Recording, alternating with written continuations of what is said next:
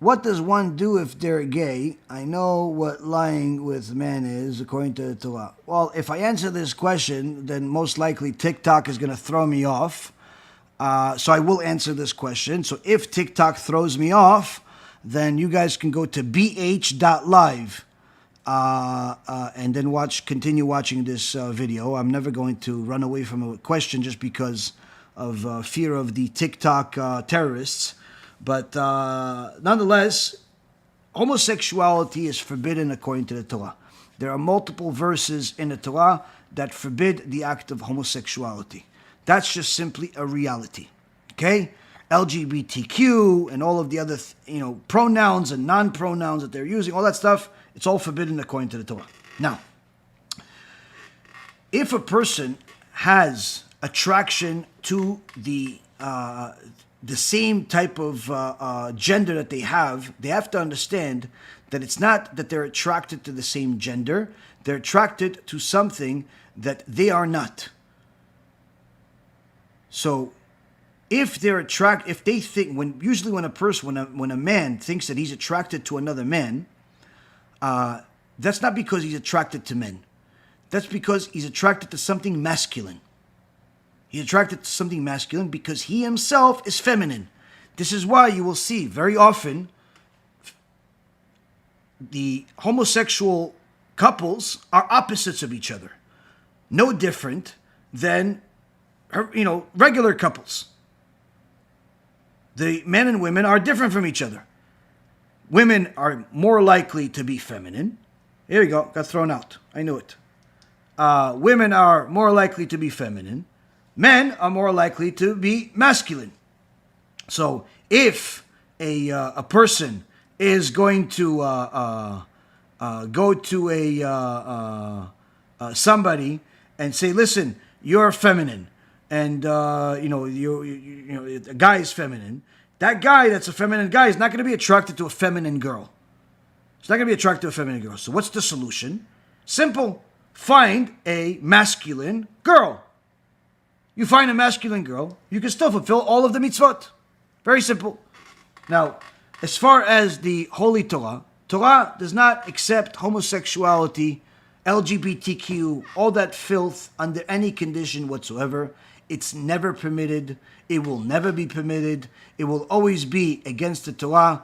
And in fact, it's not only a sin against the Torah to be homosexual, as far as acting upon it, but it's even more of a sin to support homosexuals in such a fashion like some people do in the Jewish community, especially in the modern Orthodox world, where they're allowing people that are publicly desecrating the name of God by publicizing their homosexuality to the world, like this comedian who is literally making a joke out of the Torah, and a joke out of Hashem, and a joke out of Judaism, but is being hosted by yeshivot, synagogues, Shabbatons, this guy named Modi. Now, before I knew he was homosexual, I saw a couple of clips of some of the things he said, and he's a very funny person. But the second somebody brought to my attention that he's not only homosexual, he is one of those proud homosexuals that he's married to another man, and he has a whole article written about his relationship with this other man and how it's okay to be an Orthodox Jew or a Jew and keep Shabbat, but still be married to a man somehow. And this disgusting distortion of the Torah is being accepted by some people in the Jewish community, where they're allowing him to perform in Orthodox Jewish Pesach events, Orthodox Jewish yeshivot, Orthodox Jewish synagogues. Hi everybody, it's Modi. We just did the Ranana show in Kfar Saba. The people of Hatzalah, just to show you how they work, they were able to switch the theater the same day, call everybody, text. Thank you all for Lizron. He himself is publicizing his complete heretical ideology that it's perfectly fine to be married to a guy as a Jew,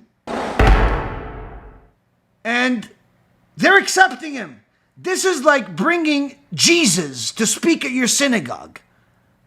This is like bringing, I don't know, Gandhi to go speak at your yeshiva.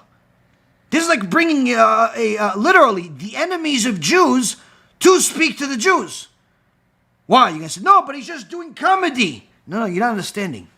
When you are supporting somebody that is distorting the Torah, somebody that is publicizing their complete indifference to the truth of the Torah, you are supporting them, and not only supporting them, you are actually bringing them into the Jewish community. You are yourself becoming a partner to the crime.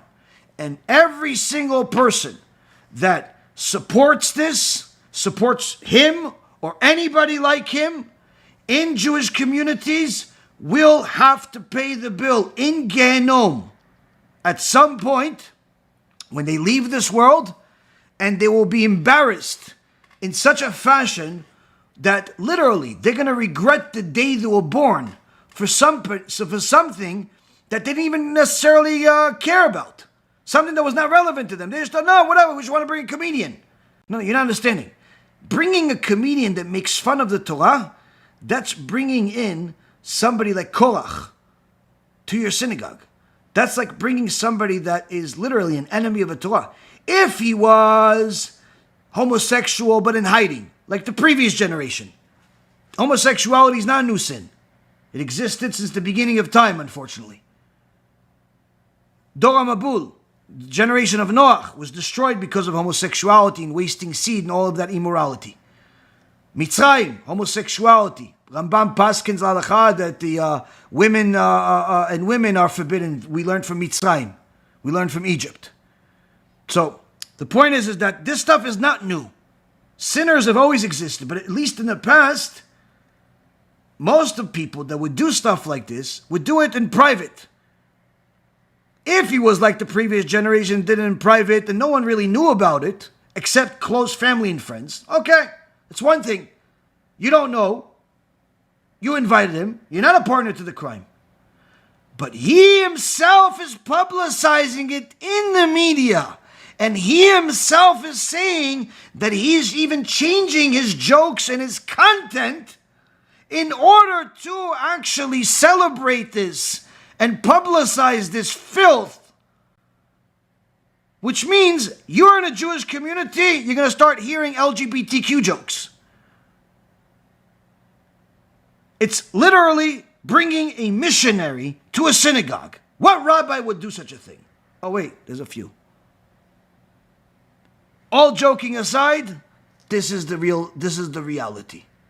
The reality is anyone that brings people that are publicly protesting against God in such a fashion, not only is that person an enemy of God, but anyone that supports him, anyone that attends the show, anyone that doesn't speak out against it, anyone that is involved in some way and doesn't do something about it, that person is going to be charged and is going to have to pay the bill. And of course, everybody's going to have a different bill based on their level of support.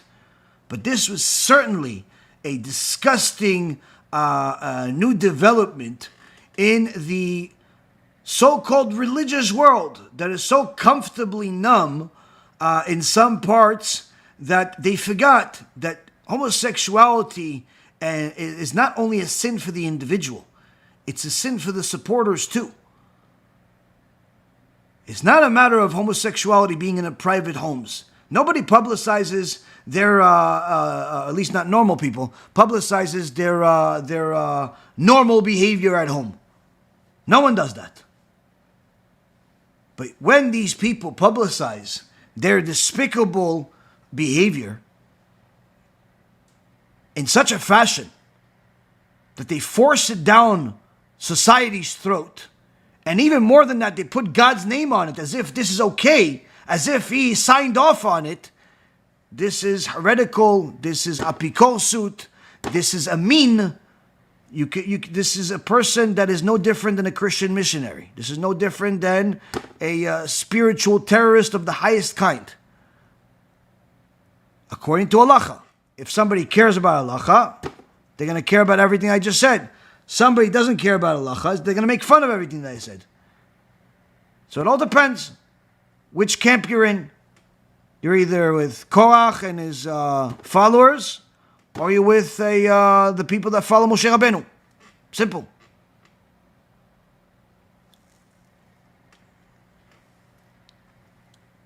But how did I know that this TikTok is going to throw me off? Because unfortunately, many times that we've been thrown off, the only common denominator that they all had is that as soon as I mention anything relating to homosexuality, one of these filthy beasts complains, and that's it. It gets thrown off.